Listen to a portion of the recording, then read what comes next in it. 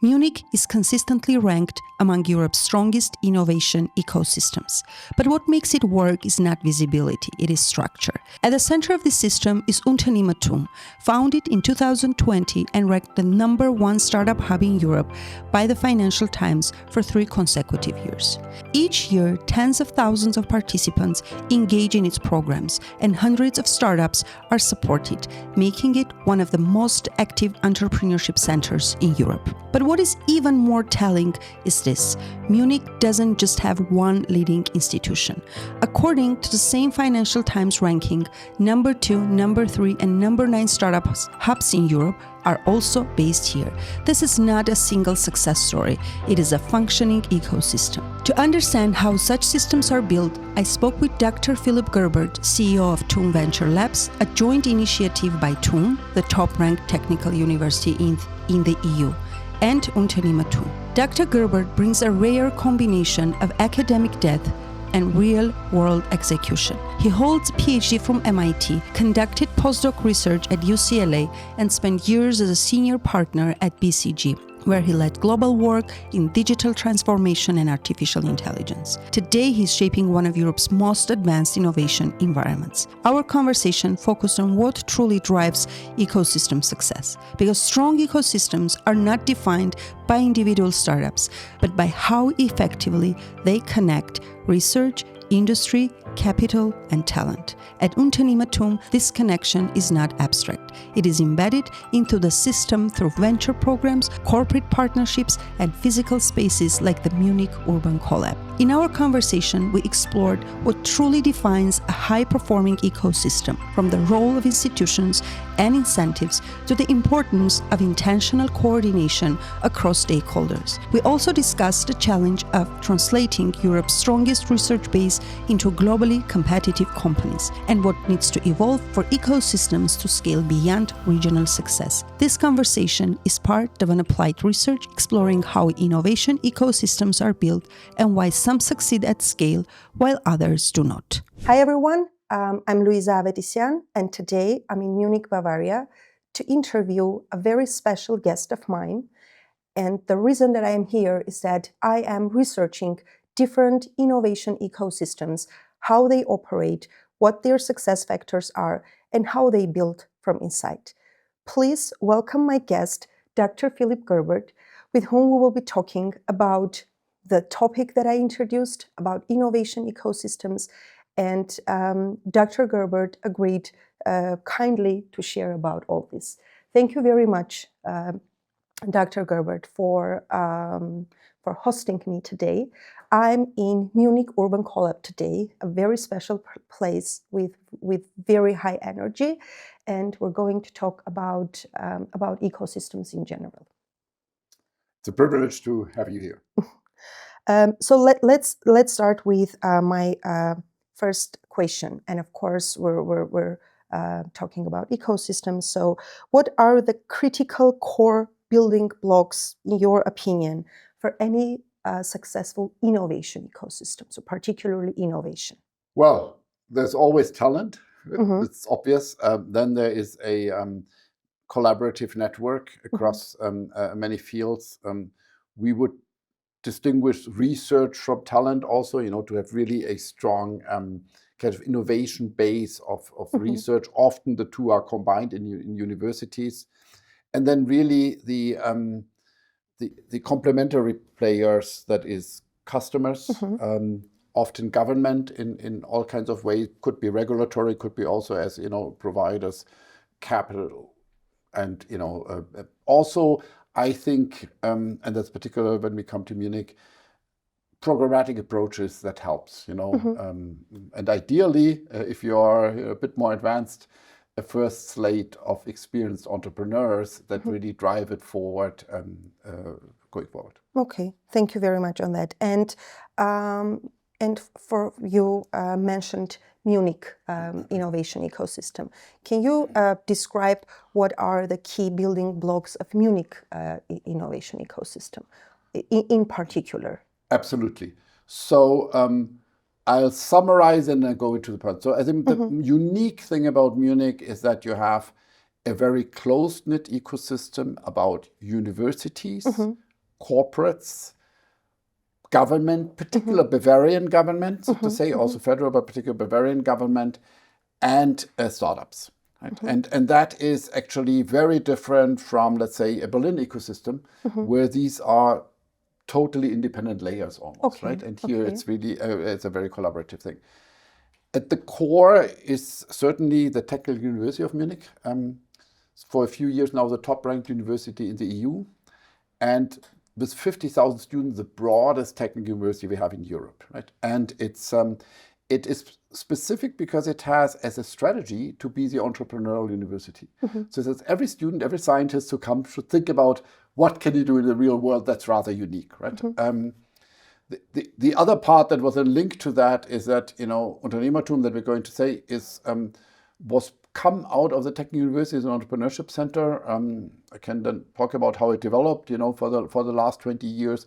It's now the top-ranked university the top-ranked entrepreneurial center in Europe, actually all of Europe, from the Financial Times, and that really is not for profit. So Munich is a little bit of an orchestrated ecosystem, which is rather different from lots of other ecosystems. I think these two, so to say, are the most distinctive factors of our ecosystem. Okay, so can we say that TUM plays a central role, and does TUM orchestrate the ecosystem? TUM is a motor.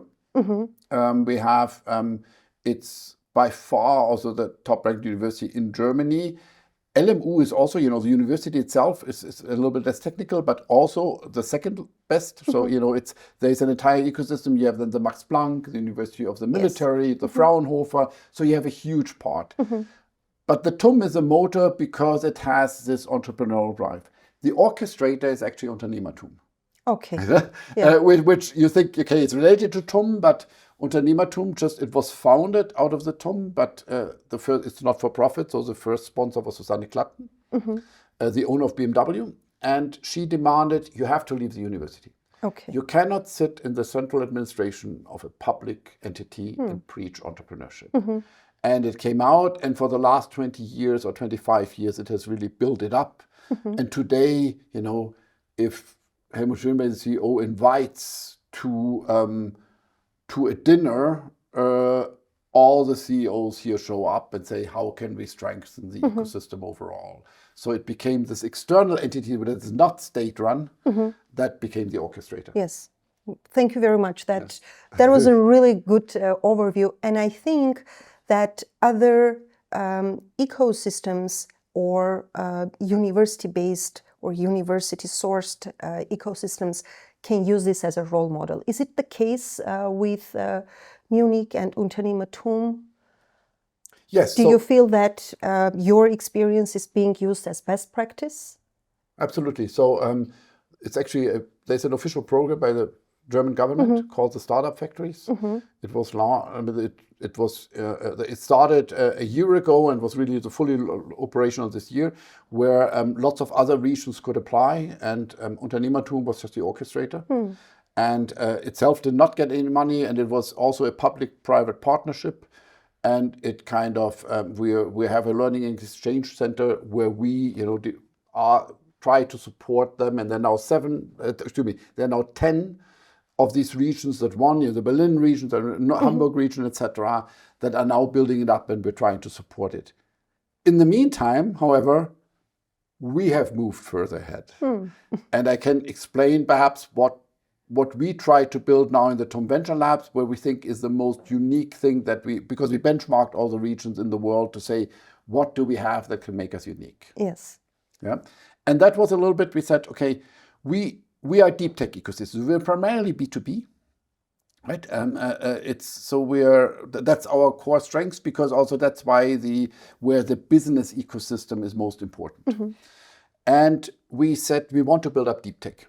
Now, UnternehmerTUM at the core has primarily entrepreneurial capability. It teaches entrepreneurship to everybody and tries to foster the entrepreneurship. It also has a business innovation part that I won't get into.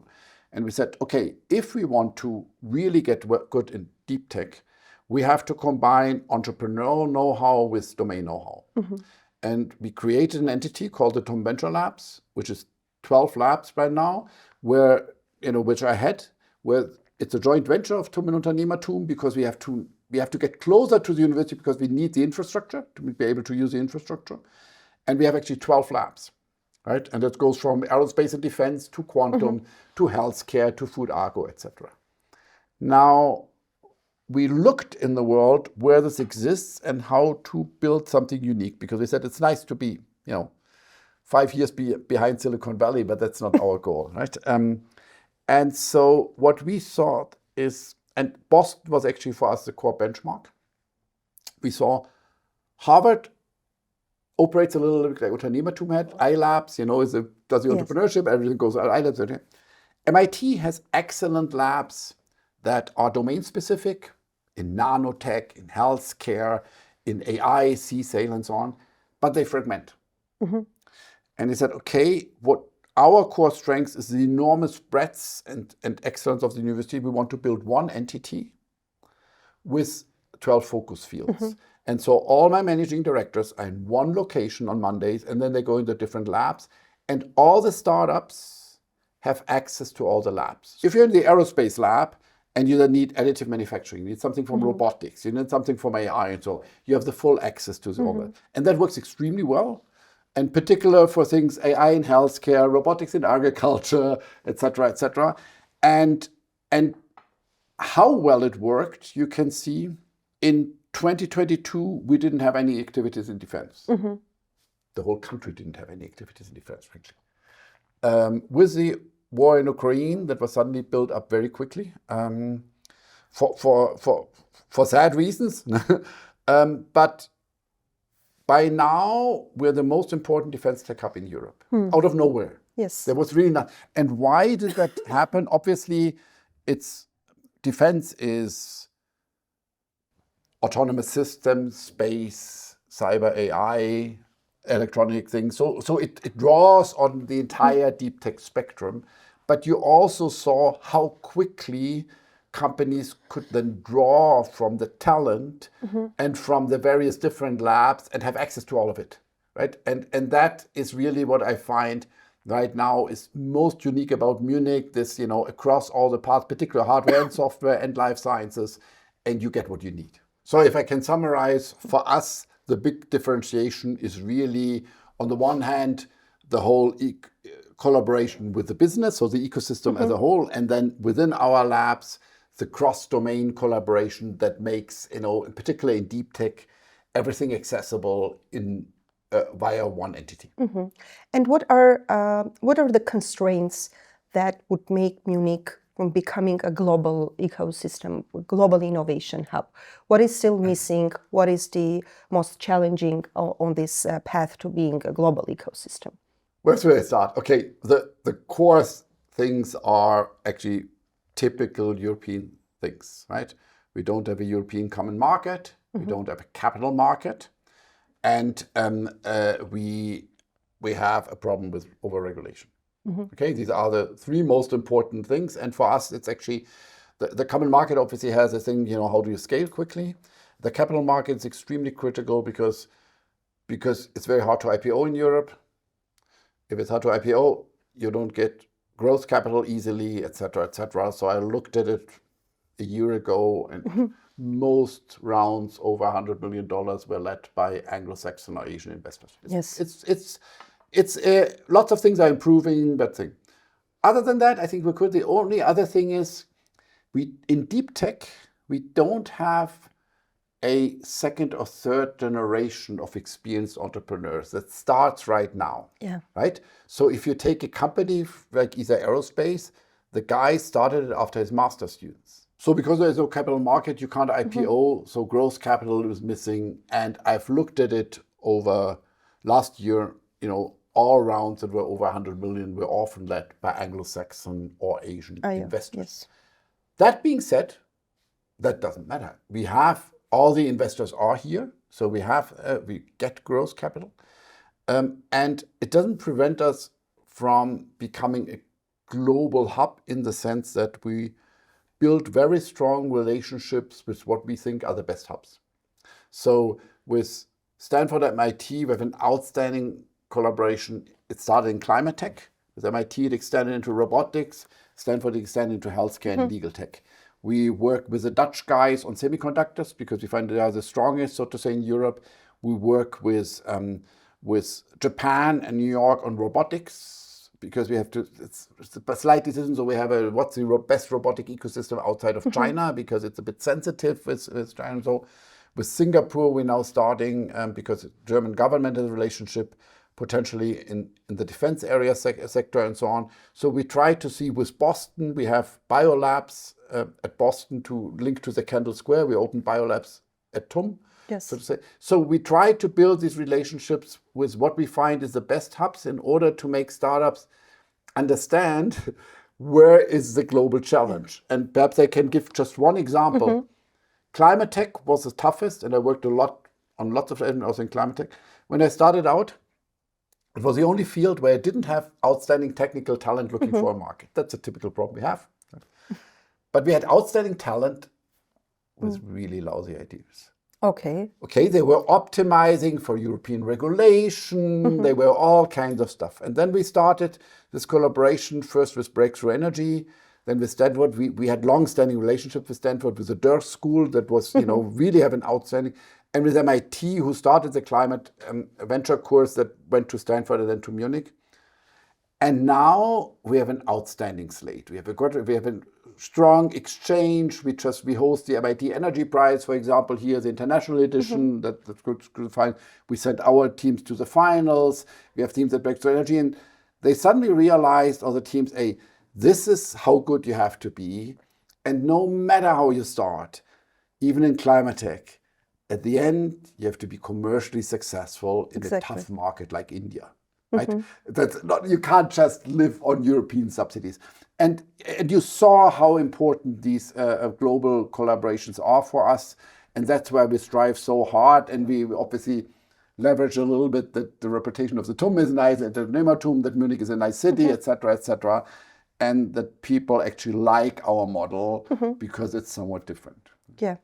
It is actually different, and building this collaboration across domains and across geography where they were not more developed, but maybe more work has been done in those countries and in those domains. I think that's fantastic. Dr. Gerbert, do you think that the nature of innovation itself is changing now as we're, having very rapid technological transformation and growth now, or the essence is the same? No, I mean, obviously the most obvious thing is you have to leverage AI for anything, right? I actually started working with AI when I played chess in the 80s, right? So I followed it for a long time, and very happy to see after 2012, it explode. And so on one hand, the pace is increasing a lot. That also means the opportunity, particularly also in tech, is increasing tremendously. And it's just not just in software. We are particularly good when you need combination of hardware and software.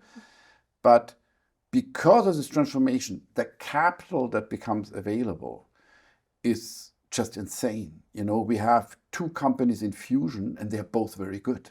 Had I told someone 10 years ago, I will have a startup company in fusion, they would have thought I'm absurd. And yes, the Max Planck is here, which is the biggest fusion Max Planck in the world. And yes, we have additive manufacturing to build these magnets, and we have lots of AI talent. So that's where everything comes together. But still, we have quantum startups that collect, hundreds of millions of dollars. We have in quantum testing and quantum computing, etc. You go into aerospace, right? We have ESA Aerospace, and you actually have the capital available. You have the opportunity there. So that's totally new, right? Still, it's a 2-speed thing, AI is extremely tough. Hardware is just extremely fast, and hardware is just slower. So how to deal with that is amazing, but the opportunity is right now enormous, right? Because there's so many disruptive things, and you have the capital to address them. Yes, it's like suddenly you don't have any limits, or you have less limits to actually innovate, and it makes the environment more complex. And do you think this is driving more centralized approach, like going towards a situation where we have centralized ecosystems, where they have power, where they have capital and knowledge, or it's still, it's possible to keep it decentralized? What's your view on this? So I'm a big fan of hub and spoke systems, right? So we have both at the same time. I think you need here a hub like Munich that, if you are a startup, let's say in Dresden, right? Dresden's a nice city, has great infrastructure and so on, but you need to connect, Stanford would not necessarily collaborate with us, the VCs are perhaps not there, et cetera, et cetera. So you need to connect to the hub. At the same time, ever since COVID, we learned to, work as a distance and so on and so forth. So I think the connection to a hub is extremely important. And as I hope I made clear, in particular in this complex environment, the fact that you can access everything very quickly, all the different technologies and so on, is very important. But we have lots of startups that we support out of the whole DACH, we say Germany, Austria, Switzerland ecosystem. And that connect here, because if you're in aerospace, where else do you want to be, right? I mean, it's not that you don't have great universities, but nothing, right? Yes. And here you have the ability to, to the airports, the infrastructure, the companies, etc., etc. And that happens to lots. Also in food agro, for example. Yes. There's Wageningen and us in Europe, right? And so on. So I think it has these two aspects, right? You need the hubs, but you have the spokes can be very nice, and can you live in the Alps and work from there? Exactly. Maybe we do need these centralized hubs to actually be the flagmans and to drive the growth. Then, as you said, the rest will follow. And when it becomes business as usual, then you know that the main hub has completed its mission, and it keeps on evolving to new heights. That's perhaps totally. And, capital is flexible, people are flexible, so that's very easy. But you need to. Okay. And just one question about young people who really want to innovate, who want to make breakthroughs, and who want to become inventors. What would you suggest them, and what would you want to say them? Where should they start, or what they should take into account now that they are 18 and they are living and working in a world moving in such a high pace? Well, in terms of technology, like deep tech, you talked about defense tech, aerospace, in these particular industries. Well, the most important message is this is your opportunity. It's really a great time to found. What we managed is we can never take the risk out of starting a company. Exactly. But what we managed, we took the career risk out of starting a company, because we have these corporations that now tell us 10 years ago, if someone would have started a company and failed, I would have said, okay, he wasted 5 years. Now I said, these 5 years count double. And because it's very sophisticated what they do, and they really work out. So suddenly you can take much more risk, because yes, it's, the company might fail, but it's not as if you set up a career. In terms of technology, I really think, you need a passion for what you want to do, and then, join such ecosystems, because you need to get challenged. All of your first ideas are wrong, I can tell you now. Okay, so there's no point to say, this is a wonderful field. We see opportunities in lots and lots of fields. You can do legal tech. We have gaming. We have, we can go all kinds of directions. But there are pretty bad ideas as well, right? So that's the good thing about having, programmatic approaches in the ecosystem, that you get challenged and you get the support, and people are happy to share. People always think, the idea is so important. Well, it's also important, but except for very limited things, that's just the start, not the end of your journey. Yes. So they should dare to start, to try. It's okay to fail, and they need to have this passion, the commitment, the dedication, and I suppose the knowledge as well. So absolutely. I would add that go after knowledge, go after technical skills and deep technical knowledge. Yes, I wouldn't underestimate the entrepreneurial part, but one other message, a startup is not a lifestyle. Right? There used to be this, what we sometimes associate with Berlin. Yeah, well, startup is a lifestyle. We say, no, startup is not a lifestyle. It's very tough, right? Exactly. So don't just do it. You can work. If you want to found, it's really, really tough. But that's why you need the drive. You need the drive to want to create something. Our mission is to enable the next generation to have an impact in this world, because people think they can't have an impact, and that's wrong. But if you want to have an impact, you have to build a scalable organization, and in our view, the way to go is via tech, right? Exactly. Our second part is really to build a little bit of a European hub that you also think it's possible here in Europe, and you don't have just to emigrate. So these are our two big missions. But I think for that, it's a great time. Exactly. I graduated from Armenian State Engineering University, which is now called National Polytechnic University, which is actually the analog of TUM in Armenia. So it's fully technical university. And while I was listening to you describing how TUM and UnternehmerTUM in general support the ecosystem, I was thinking that I wish we had this built around my university. We have innovation labs, etc., but it's not on institutional basis right now. What would be your advice? What was the most important thing that a university would consider when doing the first step in building really a regional center, not a country level? Instilling the mindset, okay, right? And making people, because, you know, a 50,000 student state university is not just fun, right?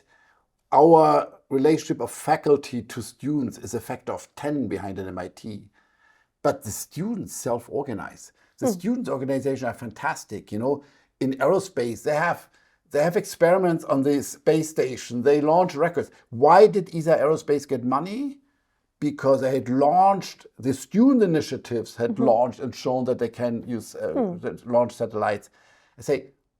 I think almost every challenge that Elon Musk put out there, the TUM won. And these are self-organized student organizations. Now we build a hall for them 10 years later, right? But it's really, so there has to be a drive. And one of the drive is, otherwise it's really a drag, you know, to go into a machine learning session with 2,000 other students, right? It's not fun, right? So if I had to summarize for Armenia, try to drive the entrepreneurial spirit into your students and say, you know, you're a tech university, you know, have an impact in this world. Thank you very much, Dr. Gerbert. And my last question is about about future. If we met in 2 years, what would you want us to reflect on in terms of innovation that the humanity managed to tap into, the breakthroughs, in which verticals, in which industries you would want them to be? Look, I think from here, we started a lot my wish for Munich and for humanity is that we really see it scale, right? So I always say, are we ready for a world managed from space, right? I don't want to go to Mars, but the question is all the things you can do with space, you know, as the next frontier. I'm a physicist, so I would really love to see the quantum realm entering. Quantum is entering the engineering realm, right? And for all these things to really scale, to really have the merge of biotech and AI, we can do so many synthetic rheologies. We can do so much in agriculture. We haven't talked about it, right? Food security is a huge issue. We think we can really address lots of these things with, you know, working with nature and regenerative part. So that it's a candy land for that. I just hope, and I really, really, really want to see fusion, with my first fusion power station while I live, right? I never thought that was possible. Now I'm totally confident I will see it. Okay, so you would want us to reflect on these particular absolutely. Topics. Okay, thank you very much, Dr. Gerbert. This was very, very interesting, and given the fact that Munich has been rated as Europe's #1 innovation ecosystem, it's great to see from inside how that builds up and how the innovation ecosystems actually are built, managed, and scaled.